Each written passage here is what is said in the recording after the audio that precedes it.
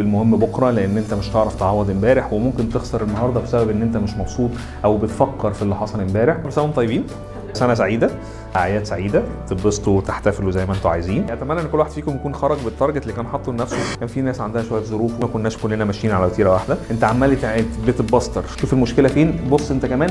طبيعي جدا هيحصل تغيرات واحنا ماشيين في الطريق. انا عملت اللي عليا ورديت ضميري وشكرا جزيلا، بس انا عندي اكتر، فبنحاول نتطور. سنه جديده فيها تارجت جديد، نكمل للنهايه ونفسه يفضل طويل كده عشان نشوف بكره عامل ازاي. لو في حاجه محتاجين نطور من نفسنا فيها بدل ما نخش كده عمياني بخش على الله.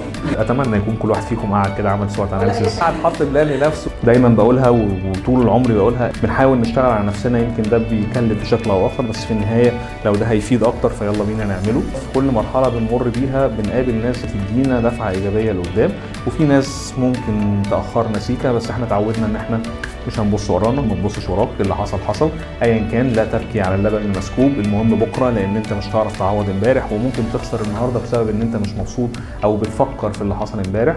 بنحاول قدر الامكان على قد ما نقدر، وبنعمل ده بحب. زرعنا زرعه مهمه، فمحتاجين نتاكد ان هي بتنمو مش بتدبل مع الوقت. كل سنه وانتم طيبين.